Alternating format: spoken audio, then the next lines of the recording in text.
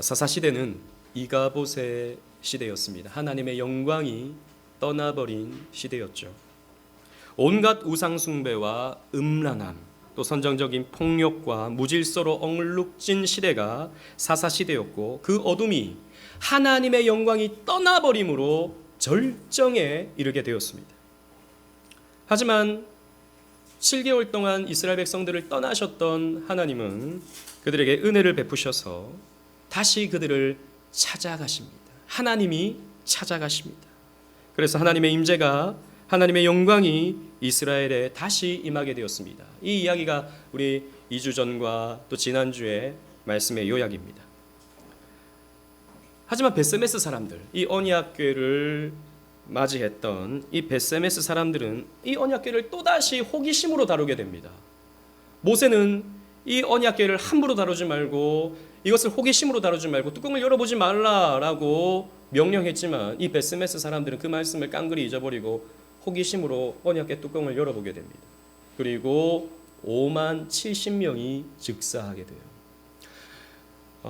여러분 성경 보시면 5만은 괄호가 되어 있는 경우가 있습니다. 사무엘상 6장 17절 19절 말씀 보면 이게 어느 사본에는 5만 70으로 되어 있고 어느 사본에는 70으로 되어 있기 때문에 5만 70으로 되어 있지만, 분명한 것은 뭐 70명이 됐든 5만 70명이 됐든 하나님의 징계가 임했다라는 것이죠.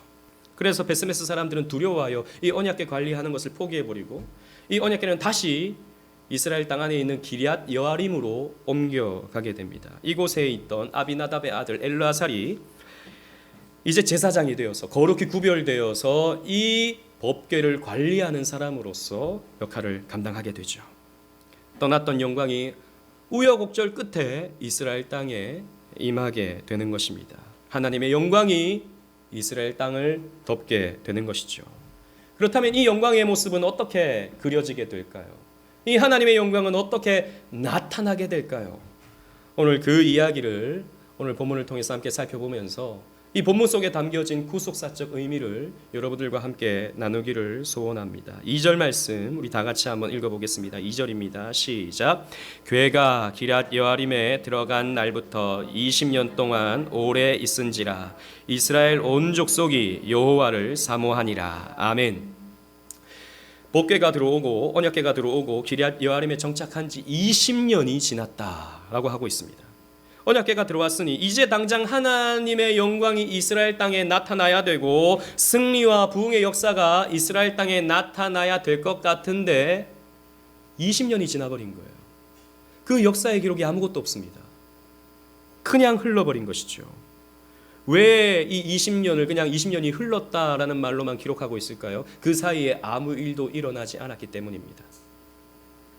우리는 이 20년의 기록을 그냥 성경을 읽을 때는 그냥 스쳐 읽어가지고 20년이 지났구나.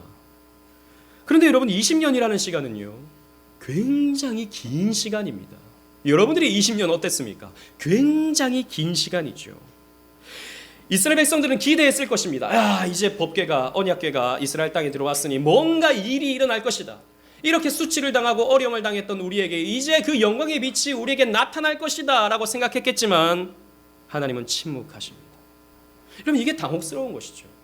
우리가 그냥 성경을 읽으니까 그냥 지나가 버리는데 이스라엘 백성들에게 있어서 당혹스러운 일입니다. 왜 하나님이 나타나지 않으시지? 왜 하나님이 아무 역사도 이루시지 않으시지? 우리는 인내하기가 참 어렵죠. 여러분 신앙생활도 그렇지 않습니까? 일주일을 기다리는 것도 쉽지 않아요. 약속해놓고 일주일을 기다리는 것도 쉽지 않아요. 전도하면 반드시 열매가 당장 맺히기를 우리는 바라고요. 기도하면 응답이 당장 나에게 임하기를 원합니다. 그런데 하나님은 그렇지 않으시죠. 이스라엘 백성들도 그렇지 않았습니다. 20년을 기다렸습니다. 그래서 이스라엘에게 20년은 고통의 시간이었습니다. 우리 2절 말씀에 이스라엘 백성들이 여호와를 사모하니라 라고 되어 있지만 이 사모하니라 라는 말은 의역이에요. 성경 원어를 보면 나하라는 말로 표현되어 있습니다. 이 나하라는 말은 사실 슬픔을 표현하는 말이에요. 여호와 앞에서 그들은 슬퍼하였더라라는 것이죠. 여호와 앞에서 그들은 애통하였더라라는 것이죠. 근데 이걸 의역해서 그 슬픔을 여호와를 사모하는 마음으로 표현했다. 이런 식으로 이제 성경은 설명하고 있지만 그들은 고통의 시간을 가졌습니다. 언약궤가 들어왔음에도 불구하고 더 나아지는 것 없이 여전히 블레셋은 이스라엘을 침략해 들어오고 있었고, 그로 인해서 여러 가지의 가난과 궁핍함과 문제들로 인해서 그들은 신음하고 있었던 것입니다. 그래서 그들은 하나님의 도우심을 기다리고 있었어요. 하나님이 도대체 언제 도우시는가? 하나님이 도대체 언제 역사하는가? 그래서 사모하며 기다렸던 것입니다. 슬퍼하면서 말이죠. 우리에게도 이런 시간이 있습니다. 기도해도 하나님이 당장 응답해 주지 않으시죠. 뭔가 사인이 와서 순종하려고 하는데, 그래서 순종했는데, 순종하면 뭔가 열매가 딱 하고 나타나야 되는데 아무 일도 안 나타나는 겁니다. 당혹스럽죠. 왜 하나님은 침묵하시는가? 왜 하나님은 아무 일도 일하시지 않으시는가? 그런데 이런 당혹감을 갖는 것은 저와 여러분들만의 문제가 아닙니다. 성경에 그런 당혹감을 가졌던 사람들은요, 차고 넘쳐요. 아브라함부터가 그렇죠. 아브라함은 25년을 기다렸습니다. 열매가 맺혀질 때까지 25년을 기다렸다고요. 모세는 40살이 되었을 때 자기의 정체성을 깨닫고, 야, 내가 히브리 민족을 위해서 뭔가를 좀 해봐야겠다라고 생각하며 분연히 일어났습니다. 그런데 히브리 사람들이 모세를 어떻게 대합니까? 당신은 살인자가 아니요, 누가 당신을 우리의 지도자로 세웠어? 라고 모세의 지도를 반대합니다. 그래서 모세는 미디안의 양치기가 되어버리죠. 40년 동안이나 말입니다. 40년 동안이나. 엘리야는 바알의 제사장들을 물리치고 하늘에서 불을 내렸습니다. 이야, 이제 뭔가 됐다. 내가 그토록 바라던 날이 이제 왔다. 저 아합과 이세벨과 저 이스라엘 백성들은 이제 회개하겠구나 라고 생각했는데, 웬걸요? 회개는커녕 이세벨이 엘리야를 죽이겠다고 쫓아옵니다. 낙심해버렸어요. 엘리야가 그때 낙심해버렸습니다. 차라리 죽는 게 낫겠다. 하나님, 나 뭐 하려고 살려두십니까? 나 그냥 죽여버리세요. 엘리야도 그렇게 낙심했습니다. 성경의 인물들도 이렇게 실망합니다. 성경의 인물들도 하나님의 침묵 앞에 실망합니다. 우리도 그렇습니다. 우리도 그렇게 하나님의 침묵 앞에 실망할 때가 있죠. 그러나 여러분, 우리는 이런 일로 실망할 때 기억해야 됩니다. 하나님의 시간표와 우리의 시간표는 다르다라는 것이죠. 하나님은 우리가 볼 수 없는 그 너머의 것을 보실 수 있는 분이시죠. 오늘 본문에 보면요, 하나님은 20년 동안 무엇을 하셨을까요? 그냥 아무것도 하지 않으셨을까요? 그렇지 않으십니다. 하나님은 기다리셨습니다. 언제까지요? 그들이 여호와 앞에서 슬퍼할 때까지. 신약적인 표현으로 본다면 그들이 심령이 가난해질 때까지, 그들의 심령이 애통할 때까지. 이런 것이죠. 하나님, 정말 하나님의 도우심이 아니라면 저는 망할 수밖에 없습니다. 정말 제가 할 수 있는 것은 아무것도 없습니다. 이렇게도 해봤고 저렇게도 해봤는데 하나님, 저로서는 아무것도 할 수 없습니다. 하나님이 저를 살려주시지 않는다면 저는 아무것도 아닙니다. 저는 죽은 흙입니다. 이렇게 하나님 앞에 가난한 심령으로 나아갈 때까지 하나님은 기다리시는 거죠. 그래서 성경은 의역해서 그들이 여호와를 사모하니라 라고 표현하고 있는 것입니다. 그럴 때까지, 그렇게 낮아지는 때까지 하나님은 20년의 시간을 기다리신 거죠. 그리고 때가 되었습니다. 3절 4절 말씀, 제가 3절을 읽고 여러분들이 4절을 읽어보도록 하겠습니다. 사무엘이 이스라엘 온 족속에게 말하여 이르되, 만일 너희가 전심으로 여호와께 돌아오려거든 이방 신들과 아스타롯을 너희 중에 제거하고 너희 마음을 여호와께로 향하여 그만을 섬기라. 그리하면 너희를 블레셋 사람의 손에서 건져내시리라. 시작. 이에 이스라엘 자손이 바알들과 아스타롯을 제거하고 여호와만 섬기니라. 아멘. 이제 사무엘은 성인이 되었습니다.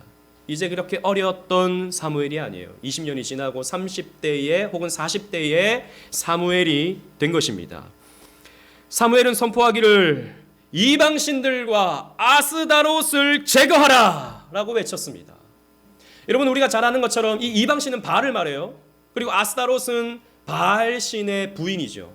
아세라라고 불리기도 하고 아스타롯이라고 말하기도 하는데, 이 두 신은 풍요를 가져다 줍니다. 풍요와 다산. 바알은 농작물을 풍성하게 하는 신이고 그렇게 부르는 겁니다, 사람들이. 그리고 아스타롯은 다산의 신이죠. 두 신이 서로 관계를 맺을 때 이 가나안 땅에 축복이 온다라고 사람들은 생각하면서 음란한 난교의 파티를 그들은 벌였던 것입니다. 그래서 이 우상이라는 것은 뭐냐면 두 가지입니다. 물질이에요. 첫 번째는 물질이에요. 돈입니다. 돈은 언제든지 우리의 우상이 될 수 있어요. 예배보다 돈 버는 것이 더 중요하면 그것이 우상이 될 수 있습니다. 예배보다 성공이 더 중요하면 그것이 우상이 되는 것이죠. 또 두 번째 우상은 음란입니다. 음란. 성적인 쾌락. 오늘날 이런 성적인 쾌락의 자극은 우리에게 차고 넘치죠. 눈만 뜨면 스마트폰과 영상과 유튜브와 수많은 미디어가 음란의 공격을 우리에게 하고 있습니다. 우리는 거기에 쉽게 넘어지죠. 이제 뭐 이 정도는 괜찮은 거 아니야? 이 정도는 뭐 다른 사람들 다 오락거리로 보는 거 아니야? 라고 생각하면서 우리는 그것을 쉽게 허용해버리면서 음란을 우리는 묵상하고 음란을 즐거워하는 그런 상황에 치닫게 되는 것입니다. 그 두 가지는 우상입니다. 돈이 중요하죠. 돈 필요합니다. 그러나 하나님보다 더 앞서게 될 때 돈은 우상이 돼요. 하나님이 주는 예배의 즐거움보다 쾌락이 주는 즐거움, 영상이 주는 즐거움, 오락이 주는 즐거움, 게임이 주는 즐거움, 자극적인 선정적인 그런 문화가 주는 즐거움, 이것이 우상이 되는 것입니다. 왜 주일날 아침에 일어나기 힘듭니까? 자주 말씀드리지만 토요일을 우리가 엉뚱하게 보내니까, 음란과 쾌락 속에 우리가 시간을 보내니까, 다 그런 것은 아니지만 주일날 일어나는 게 힘든 거예요. 예배 드리기가 힘든 거예요. 집중하는 게 힘든 거예요. 우상입니다. 그런 것들을 제거하고 오직 여호와 하나님만을 섬기라 라고 사무엘은 외쳤습니다. 여러분, 이것이 하나님이 계속해서 이스라엘 언약 백성에게 주는 계명이요 언약의 내용이죠. 처음에 하나님이 시내산에서 이스라엘 백성들과 언약을 맺으실 때 어떤 계명을 주십니까? 출애굽기 20장 3절에 너는 나 외에는 다른 신을 내게 두지 말라. 우리가 잘 아는 십계명의 말씀입니다. 이때 이스라엘 백성들은요, 당당하게도 출애굽기 24장 3절에 여호와께서 하신 말씀을 우리가 다 준행하리이다 라고 외쳤습니다. 우리가 다 그렇게 지키겠습니다. 여호와만 사랑하겠습니다 라고 말해놓고는 바로 즉시 금송아지 우상 숭배를 해버리죠. 그리고는 40년의 광야 생활의 형벌을 받는 것입니다. 또 40년이 지나서 모압 평지에서 신명기 언약을 모세가 외칩니다. 신명기 6장 14절 15절에 너희는 다른 신들 곧 내 사면에 있는 백성의 신들을 따르지 말라 라고 외쳤는데, 그때도 이스라엘 백성들이 우리가 하나님의 말씀을 다 지키겠나이다 라고 외쳤습니다. 그러나 웬걸요, 가나안 땅에 들어가자마자 아간은 물질의 마음을 빼앗겨버려요. 그곳의 우상들의, 그곳의 사람들이 즐기는 그런 쾌락적인 문화들의 마음을 빼앗겨버립니다. 그래서 계속해서 실패와 그런 패배를 거듭하게 되죠. 우여곡절 끝에 여호수아를 필두로 해서 이스라엘 백성들이 이 이스라엘 땅을 완벽하게는 아니지만 어느 정도 다 정복한 뒤에 세겜 땅에 또 백성들을 모아서 또 말씀을 외칩니다. 여호수아 24장 14절, 여러분 주보를 보시고 다 같이 읽어보도록 하겠습니다. 여호수아 24장 14절 시작. 그러므로 이제는 여호와를 경외하며 온전함과 진실함으로 그를 섬기라. 너희의 조상들이 강 족족과 애굽에서 섬기던 신들을 치워버리고 여호와만 섬기라. 우상 버려버리고 이런 돈과 물질과 그리고 또 이런 쾌락을 벗어버리고 던져버리고 여호와만 섬기라 라고 하나님 말씀하셨는데, 이때 이스라엘 백성들이 또 다시요 쉽게 대답합니다. 우리가 다른 신들을 섬기지 아니하겠습니다 라고 똑같이 외쳐요. 근데 여호수아가 그때 이런 기억나십니까? 뭐라고 말합니까? 너희들 그렇게 못한다 그래요. 너희들 또 들어가면 또 우상 숭배한다 그래요.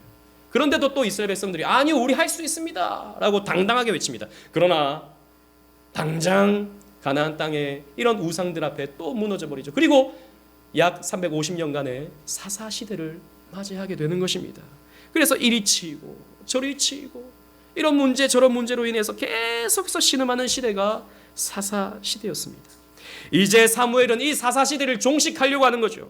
그래서 너희는 전심으로 여호와께 돌아와야 된다라고 말하고 있습니다. 우상 숭배를 버리는 것이, 물질보다 하나님을 앞세워서 하나님께로 돌아가는 것이, 이런 세상 즐거움보다, 세상 쾌락보다, 말초신경을 자극하는 이런 세상의 타락한 문화보다 하나님 말씀에 내 마음을 집중시키는 것이 하나님께로 돌아가는 길이며 하나님의 영광을 누리는 길이다 라고 하는 것을 사무엘은 외치고 있는 것입니다. 여러분, 그렇습니다.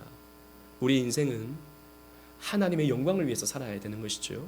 하나님의 기쁨을 위해서 사는 것이죠. 여러분, 하나님의 기쁨을 어떻게 우리는 드릴 수 있는 것입니까? 우리가 하나님께로 돌아가는 거예요. 날마다 하나님께 돌아가야 됩니다. 왜냐? 우리의 마음이 계속해서 우상으로 치닫기 때문입니다. 칼빈이 말하는 것처럼 우리의 마음은 우상 공장이에요. 끊임없이 우상들을 생산해냅니다. 그래서 우리의 마음은 끊임없이 죄 가운데로 돌아가요. 여러분, 한 주간 어떻게 사셨습니까? 똑같아요. 우리는 죄 가운데 마음이 돌아가요. 그리고 주일날 다시 우리의 마음을 주님 앞에 바르게 고추 세우고 주님께로 돌아가려고 하는 마음이 우리에게 있어져야 되는 것입니다. 그것이요, 하나님께 영광을 돌리는 것이고 하나님의 영광을 누리는 길이 되는 것이죠. 하나님을 가장 기쁘시게 하는 것입니다. 그래서 우리에게도 언약 갱신의 분기점들이 필요해요. 이렇게 시내산에서, 모압 평지에서, 세겜 땅에서, 그리고 미스바에서 이런 계속해서 언약 갱신의 분기점이 있듯이 우리의 삶에도 언약 갱신의 분기점들이 필요합니다. 그래서 하나님이 우리에게 사인을 주실 때가 있어요. 하나님께 돌아오라고 하는 사인을 주실 때가 있습니다. 말씀을 통해서든지 여러분들의 삶 속에서 이런저런 문제들로 인해서 하나님이 그런 사인들을 주실 때 우리는 머무르면 안 됩니다. 바보같이 머무르면 안 돼요. 하나님이 우리의 마음을 가난하게 하실 때, 하나님이 우리의 심령을 애통하게 하실 때 우리는 하나님께 무릎을 꿇고 하나님께 자복하며 하나님과 내가 맺었던 언약의 내용들, 이 성경의 이 메시지들을 우리가 기억하면서 언약의 내용들을 갱신해야 됩니다. 그러나 우리의 새로운 다짐을 가로막는 것들이 있죠. 패배의식입니다. 패배의식, 이런 것입니다. 다짐해봐도 결심해봐도 잘 안 되더라라는 것이죠. 아니, 목사님, 결심하면 뭐예요? 다짐하면 뭐예요? 그렇게 살겠다고 고백하면 뭐예요? 고백한 즉시 뒤돌아서면 또 죄 짓는데요. 똑같은 짓 또 하던데요. 그러니까 하나님 앞에 자꾸 거짓말하는 것 같고 헛된 맹세를 하는 것 같고, 그러니까 차라리 안 하는 게 맞는 것 같아요. 이렇게 생각하는 사람들이 꽤나 있죠. 그런 거 있지 않습니까? 벼룩도 낯짝이 있지. 회개해놓고 또 뒤돌아서서 죄 짓고 또 하나님 용서해 주세요. 무슨 그런 게 있습니까? 그럴 수 없다라는 것입니다. 그리고 자기가 자기를 그렇게 생각해요. 어차피 내가 이렇게 기도해도 또 그거 해. 또 난 그렇게 살 거야. 그래서 아무것도 하지 않죠. 그래서 아무 변화도 일어나지 않습니다. 여러분, 이런 생각이야말로 마귀가 주는 생각이라는 것을 기억하셔야 됩니다. 그런 생각이 내 생각이 아니라 마귀가 주는 생각이에요. 그게 내 생각이라면 그 생각 자체가 마귀적입니다. 여러분, 이런 생각의 전제는요, 신앙생활을 내 다짐과 내 결심으로 한다라고 하는 교만한 생각이 자리 잡혀 있는 거예요. 아닙니다. 우리는 회개하고 또 실패하는 과정을 겪지만 그러한 상황을 통해서도 하나님은 우리를 조금씩 만들어 가신다라는 것이죠. 나는 똑같은 것 같은데, 뒤돌아서면 똑같은 것 같은데, 회개하고 또 죄를 짓지만 그러면서 조금씩 변화되는 나 자신의 모습을 발견할 수 있게 되는 거예요. 작심삼일이라 하더라도 회개하십시오. 뒤돌아서서 또 죄 짓는다 하더라도 회개하십시오. 죄로 돌아갈 것 같다 하더라도 여러분, 우리는 회개해야 됩니다. 회개하지 않음을 우리는 회개해야 됩니다. 마틴 로이드 존스 목사님은요, 이렇게 말씀하십니다. 잘 들어보십시오. 회개하지 않는 사람이 그리스도인이 된 적이 없습니다. 당신의 삶에 회개의 특징이 나타나지 않는다면 그리스도인이라는 이름표를 떼어버리는 것이 낫습니다. 여러분, 거듭난 성도의 가장 중요한 특징은 아주 아름다운 열매, 신앙의 열매들을 많이 맺는 게 아니라 회개하는 것이에요. 회개하는 것입니다. 그래서 우리는 매일매일 회개하는 자가 되어야 됩니다.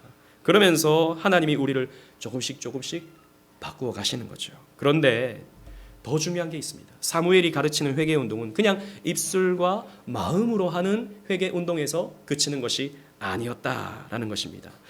즉, 다짐과 입술의 고백이 있었다면 몸이 움직이는 실천적 회개 운동으로 이어졌다라는 것이죠. 5절과 6절 다 같이 읽어보겠습니다. 5절을 제가 읽고 6절을 함께 읽겠습니다. 사무엘이 이르되 온 이스라엘은 미스바로 모이라. 내가 너희를 위하여 여호와께 기도하리라 하매 시작. 그들이 미스바에 모여 물을 길어 여호와 앞에 붓고 그날 종일 금식하고 거기에서 이르되 우리가 여호와께 범죄하였나이다 하니라. 사무엘이 미스바에서 이스라엘 자손을 다스리니라. 아멘. 사무엘은 백성들이 가만히 있기를 원하지 않았습니다. 움직여라, 움직여라, 모여라, 미스바로 모여라 라는 것이죠. 이 미스바라는 이 장소는 참 의미심장합니다. 이 미스바라는 뜻은요, 망대, 성루, 성체 이런 뜻을 가지고 있는 높은 곳에서 아래를 내려다보는 곳이라는 의미를 가지고 있어요. 즉 누가 아래를 내려다보겠습니까? 하나님이 내려다보신다라는 의미가 있는 거예요. 그것이 어떤 근거가 있냐면 이전에 야곱이, 이들의 조상 야곱이 삼촌 라반과 약속을 할 때 이 장소가 미스바입니다. 여러분 주보를 보십시오. 창세기 31장 49절에 또 미스바라 하였으니 이는 그의 말에 우리가 서로 떠나 있을 때 여호와께서 나와 너 사이를 살피시옵소서 함이라 라고 했어요. 즉 삼촌 라반과 야곱이 약속하잖아요. 뭐 어떻게 양을 어떻게 하고 막 약속하지 않습니까? 우리 약속했다 이거죠. 그런데 누가 이 약속을 지켜봤다? 하나님이 그 성체에서 내려다보시면서 이제 이 약속을 지켜봤다. 반드시 이 약속은 지켜야 된다라고 하는 그 장소가 이 미스바였다라는 것이죠. 즉 하나님이 내려다 보이는 곳에서 우리가 함께 모여서 하나님께 예배를 드리자라는 것이죠. 그리고 많은 신학자들은요, 이 미스바 이 장소가 그 옛날 여호수아가 태양을 붙들고 이 아모리 족속을 비롯한 연합군들과 싸웠던 그 장소라고 이해를 하는 경우가 많습니다. 즉 태양을 붙드는, 즉 하나님을 붙드는, 의의 태양이신 하나님을 붙들면서 승리를 했던 그 장소, 그 장소에서 하나님의 영광이 다시 나타나기를 사무엘은 간절히 염원하면서 이 장소로 모여라, 미스바로 모여라 라고 한 것입니다. 그리고 가만히 있지 말고 물을 길어서 여호와 앞에 부어라 라고 했습니다. 물을 길어서. 여러분 이것은 무엇을 의미하겠습니까? 그 옛날 반석에서 물이 흘러나오는, 그래서 하나님의 그 영광이 나타나서 이스라엘 백성들의 가란 목이 축여지는 그런 역사를 보지 않았습니까? 그런 역사가 다시 임하기를 원하는, 그리고 이 물이 흘러온다라고 하는 것은 죄를 씻는 의미이기도 하죠. 우리의 죄를 씻어서 하나님 앞에 정결해지자라고 하는 그런 의미가 있는 것이죠. 그리고 또 가만히 있지 말고 금식해라 라고 요청했습니다. 금식. 여러분 금식은 참 힘들죠. 금식은 고통스러운 것입니다. 그만큼 우리가 이렇게 애통한다라는 것이죠. 이만큼 하나님의 도우심을 우리는 간절히 구한다라고 하는 차원에서 금식을 한 것입니다. 그리고 입술로 고백하게 했습니다. 우리가 여호와께 범죄하였나이다라고 외치게 했던 것입니다. 여러분 회개는요, 물론 우리의 입술로 하는 것입니다. 회개 기도죠, 그거는. 근데 우리는 회개 기도와 회개를 동일시하는 경우가 많아요. 내가 회개 기도했으면 내가 회개했다라고 생각합니다. 그렇지 않아요. 회개는 내 삶이 변화되는 것이죠.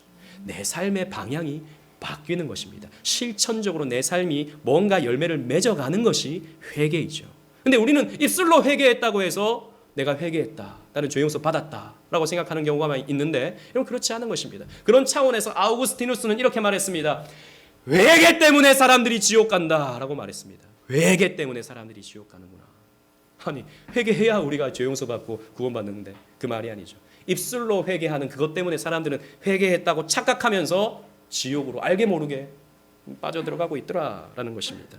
그래서 우리의 회개는 입술로만 그치는 게 아니라 내가 기도했다면, 회개했다면 실천화되어서 내가 무언가 어떻게 하나님께 나아갈 수 있을까를 생각하면서 실천적인 몸부림이 우리에게 있어져야 되는 것입니다.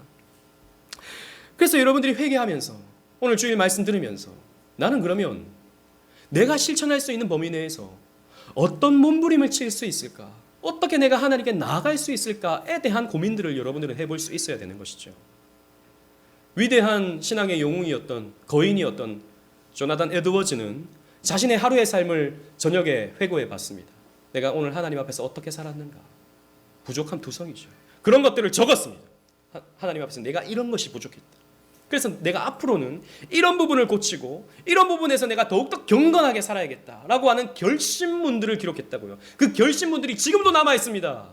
우리 몇 번 확인해 보셨잖아요. 일기에 기록했습니다. 오늘 이런 일이 있었고 저런 일이 있었고 내가 하나님 앞에서 이런 죄를 지었고 하나님 앞에서 이런 부끄러움이 있었지만 내가 앞으로 이렇게 함으로 내가 하나님 앞에 더욱더 아름답게 살아야겠다라고 하는 그런 결심들이 조나단 에드워즈에게 있었습니다. 우리의 문제는 무엇입니까? 앞으로 잘하지 뭐. 여기서 끝나버린다는 것입니다. 해봐서 알잖아요. 결심은 그냥 결심으로 끝난다는. 열심히 해야지. 이 말만큼 의미 없는 말이 없어요. 열심히. 어떻게 할 건데 열심히. 자녀들 가운데서 앞으로 열심히 할게요. 앞으로 공부 열심히 할게요. 물론 그 말이 좋은 말입니다. 듣기 좋은 말이죠. 근데 구체적으로 어떻게 할 건데 그걸 우리는 답으로 가지고 있어야 되는 거죠. 거기에 발전이 있는 것입니다. 세상의 일도 다 그렇게 하잖아요, 여러분. 공부를 할 때도 그렇게 하고 여러분들이 사업을 할 때도 그렇게 하잖아요. 뭐가 문제이고 뭐가 어떤 건지 분석을 하잖아요. 왜 영혼의 문제는 분석하지 않으십니까? 왜 영혼의 문제는 그냥 얼렁뚱땅 뭐 앞으로 뭐 잘 되겠지 마냥 그냥 넘어가십니까? 실천할 수 있는, 여러분들이 오늘 당장 혹은 내일부터 실천할 수 있는 작은 것, 뭐 당장 매일 새벽 기도에 동참하겠습니다. 안 하던 분이 하면 병나요. 안 하던 분들이 안 하던 거 갑자기 막 큰 거 하려고 그러면 힘들어서 못 해요. 당장 포기해버리죠. 할 수 있는 것, 작은 것부터 아주 조금씩 여러분들이 실천 덕목들을 기록해보고 점검해보고 이런 모습들이 여러분들에게 있어져야 되는 것입니다. 사무엘은 말로만의 회개를 원하지 않았어요. 움직이는, 행동하는, 실천하는 이런 회개를 요청했던 것입니다. 이렇게 하나님께 나아갔을 때 어떤 일이 벌어집니까? 블레셋이 쳐들어옵니다. 예상외로 블레셋이 쳐들어와 버려요. 7절 말씀 다 같이 읽어보겠습니다. 시작. 이스라엘 자손이 미스바에 모였다 함을 블레셋 사람들이 듣고 그들의 방백들이 이스라엘을 치러 올라온지라. 이스라엘 자손들이 듣고 블레셋 사람들을 두려워하여. 아멘. 아니 하나님께 지금 기도하면서 마음을 모아서 회개 운동을 벌이고 있는데 블레셋이 쳐들어옵니다. 아니 좀 하나님이 그때 막 그 하늘에서 영광의 빛을 쫙 따스한 빛을 비춰주면서 내가 너희의 음성을 들었노라, 내가 너희의 그런 그 회개의 기도를 내가 기쁘게 받았노라, 이런 게 올 것 같은데 그렇지 않아요. 하나님은 언제나 우리의 생각을 뛰어넘으시죠. 블레셋이 쳐들어옵니다. 회개의 결과가 겨우 전쟁입니까? 그러나 여러분 진짜 이거 꼭 기억하십시오. 회개 후에 반드시 시험이 찾아옵니다. 우리가 하나님 말씀대로 살려고 하잖아요. 그럼 반드시 마귀는 가만히 있질 않아요. 마귀는 어떻게든 우리를 물고 넘어지려고 우리의 바짓가랭이를 잡고 끌어당깁니다. 시험이 찾아와요. 하나님이 허용하시는 시험이에요. 우리의 회개가 진실한 회개인지, 우리의 회개가 아니면 입술로만의 회개인지 하나님은 우리에게 테스트하십니다. 그러나 그건 우리를 위한 테스트예요. 우리를 위한 테스트. 우리의 실력을 하나님께서 보여주시는 거죠. 하나님이 테스트를 하십니다. 블레셋을 일으켜버리셔요. 블레셋은 요놈들이 한 자리에 다 모여있네, 한 번에 쳐버리면 한 번에 끝낼 수 있겠다 쉽게 생각하고 침공에 들어옵니다. 이때 이 테스트에서 이스라엘 백성들이 내어놓는 답안지가 어떻습니까? 8절 말씀 다 같이 읽어보겠습니다. 8절입니다. 시작. 이스라엘 자손이 사무엘에게 이르되 당신은 우리를 위하여 우리의 하나님 여호와께 쉬지 말고 부르짖어 우리를 블레셋 사람의 손에서 구원하시게 하소서 하니. 아멘. 여러분, 이들이 내어놓는 답안지를 보십시오. 우리가 생각하는 일반적인 답안지는 사무엘 빨리 우리에게 무기를 주십시오. 저 블레셋과 우리가 전쟁을 해야 됩니다. 이 대답이 나올 것 같습니다. 아니면 사무엘 당신께서 전략을 짜주십시오. 그 전략대로 우리가 일사불란하게 움직여서 저 블레셋을 처단해버리겠습니다 라는 말이 나올 것 같습니다. 근데 그게 아니에요. 뭐죠? 기도해 주십시오 라고 하는 요청입니다. 여호와께 쉬지 말고 부르짖어 주십시오. 그래서 우리 하나님이라는 표현이 여러 번 나오죠. 우리 하나님이 우리를 블레셋 사람들의 손에서 구원하시게 하옵소서 라고 답안지를 내어놓습니다. 100점짜리 답안지입니다. 테스트에서 100점짜리가 나온 것입니다. 여러분, 왜냐하면 하나님은 이렇게 말씀하시기 때문입니다. 시편 50편 15절 말씀, 주보에 있는 말씀 다 같이 읽어보겠습니다. 시작. 환난 날에 나를 부르라. 내가 너를 건지리니 내가 나를 영화롭게 하리로다. 아멘. 여러분, 여기 보십시오. 환난 날에 나를 부르라. 내 앞에 나와라. 나에게 부르짖어라. 그랬을 때 내가 너희를 건지고 너희를 나의 영광의 도구로 삼겠다. 내가 너희들에게 영광을 나타내 주겠다라고 하나님 말씀하십니다. 여러분 시험 앞에 답안지 잘 쓰십시오. 여러분 반드시 우리가 회개하고 하나님 말씀에 순종하려고 하면 가까운 사람들이 여러분들을 찌릅니다. 반드시 그런 일들이 일어나요. 푹 찔러요. 좀 말씀대로 살고자 딱 다짐을 하는 즉시 바로 누가 여러분들을 건드립니다. 푹 찔러봐요. 그때 옛 본성이 팍 나타나면 그냥 물거품이 되는 거죠. 인내해야 됩니다. 참아야 됩니다. 말씀 붙들어야 됩니다. 아, 하나님이 주시는 시험이구나. 이 시험을 잘 통과해야겠구나 생각하면서 말씀에 순종하며 나아갈 때 우리의 삶에 어떤 모습이 있는가, 오늘 말씀을 보십시오. 계속해서 우리 이어서 말씀을 살펴보겠습니다. 그리고 또 사무엘도 참 그 맥락에 맞지 않는 행동을 하게 됩니다. 9절 말씀 다 같이 또 읽어보도록 하겠습니다. 9절입니다. 시작. 사무엘이 젖먹는 어린 양 하나를 가져다가 온전한 번제를 여호와께 드리고 이스라엘을 위하여 여호와께 부르짖음에 여호와께서 응답하셨더라. 아멘. 사무엘은 갑자기 젖먹는 어린 양 한 마리를 가져오라 라고 해놓고는 번제를 드립니다. 아니 지금 이 상황에, 전쟁이 일어난 상황에 지금 무슨 짓입니까? 난데없이 무슨 번제입니까? 그런데 사무엘은요, 이 전쟁의 문제를 구속사적 관점에서 바라보고 있는 거예요. 이스라엘의 구원이 어떻게 우리에게 임하는가에 대한 역사적 관점에서 이 문제를 바라보고 있는 것입니다. 번제구나. 하나님께 바칠 대속물이 필요하구나 라고 하는 생각을 이 사무엘은 가지게 된 것입니다. 그렇습니다. 이스라엘의 구원은 대속물의 희생을 통해서 이루어지는 것입니다. 저 애굽을 상대할 때, 출애굽할 때 어떻게 이스라엘 백성들이 애굽과의 전쟁에서 나올 수가 있게 되었습니까? 어린 양의 피 흘림으로 말미암아. 이스라엘은 구원을 받고 애굽의 장자들은 죽임을 당하죠. 그렇습니다.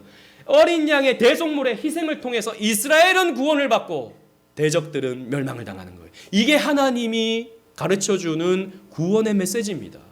그래서 사무엘은요, 이 젖먹는 어린 양을 잡아서 하나님께 번제로 바치게 되는 것입니다. 이것이 복음이에요. 이것이 복음입니다. 하나님은 우리의 죄에 대한 하나님의 진노를 우리에게 쏟지 않으시죠. 우리의 죄에 대한 하나님의 진노를 대속 제물에게 다 쏟으십니다. 우리의 대속 제물 대신 그리스도께 다 쏟아내셨습니다. 그러므로 우리가 하나님께 나아갈 때, 하나님의 도우심을 구할 때 우리는 예수 이름으로 나아가는 거예요. 예수 그리스도의 보배로운 피의 공로를 가지고 주님께 나아가는 것입니다.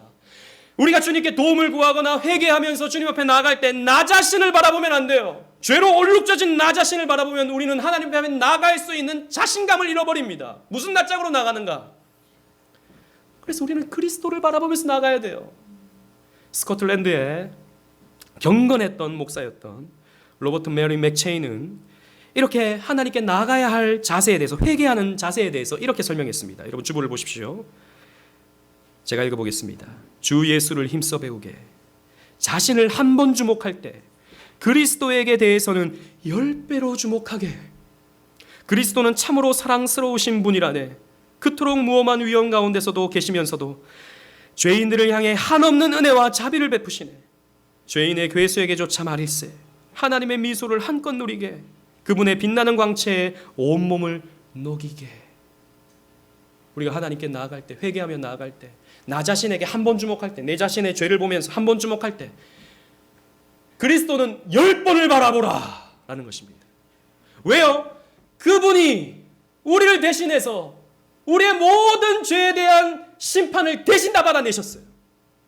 우리가 받을 심판이 없어요. 우리가 받을 저주가 없어요. 우리가 받을 재앙이 없습니다. 그분께서 다 가져가셨어요. 어떻게 해요? 사랑의 마음으로 다 품에 안으시고 가져가 버리셨어요. 그래서 우리는 그분을 바라봐야 됩니다.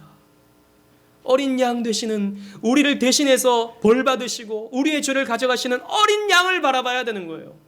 그 어린 양에 흐르는 그 보배로운 피에 우리의 죄를 씻어야 되는 것입니다.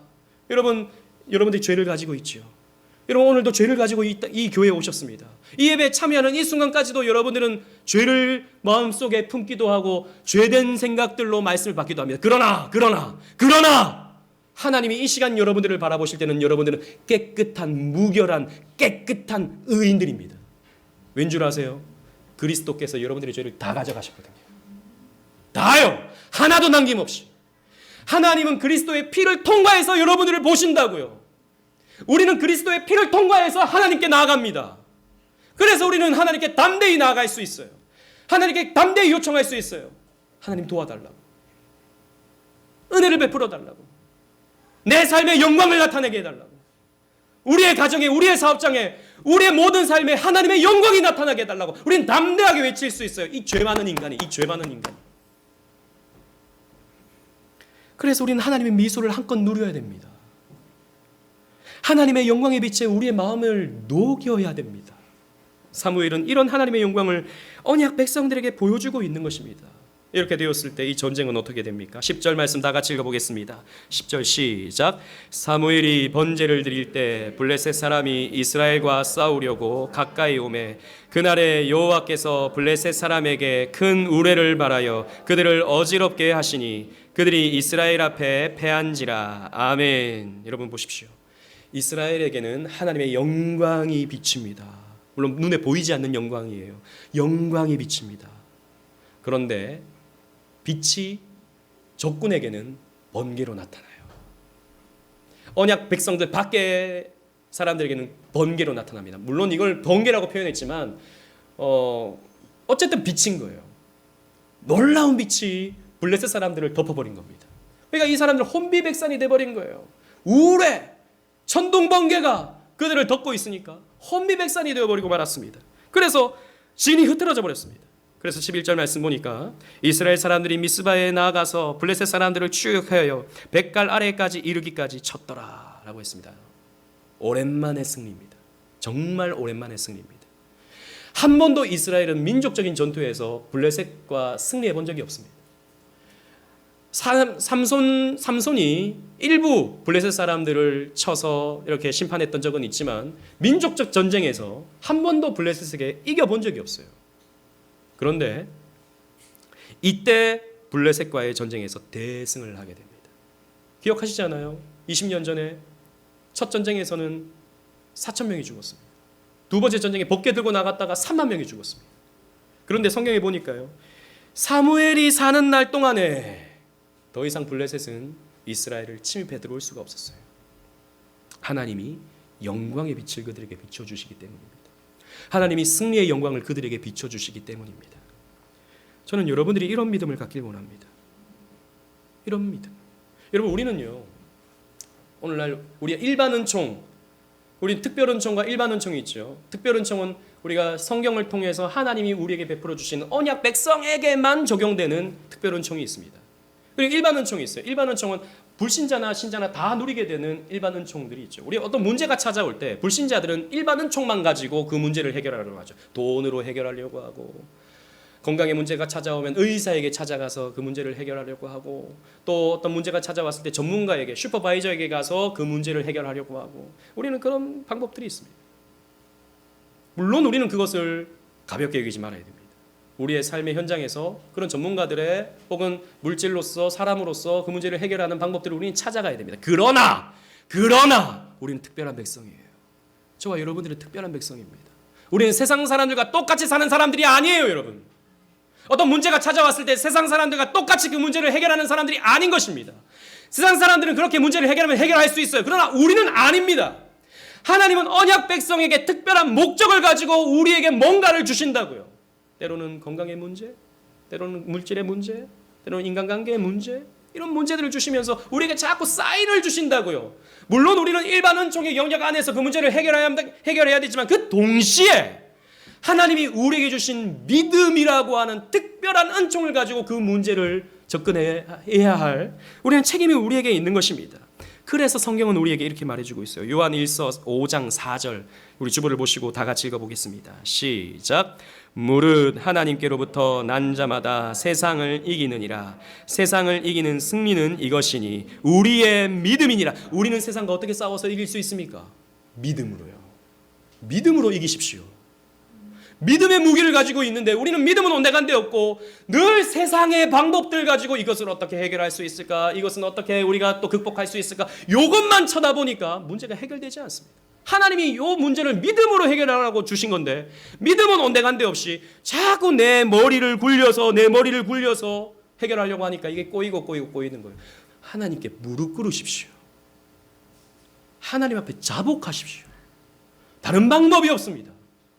하나님 앞에 무릎 꿇는 것밖에, 하나님 앞에 엎드리는 것밖에 우리에게는 답이 없어요. 하나님이 여러분들에게 크고 작은 사인들을 주실 것입니다. 신앙생활하면 그런 것들이 우리에게 다 있어요.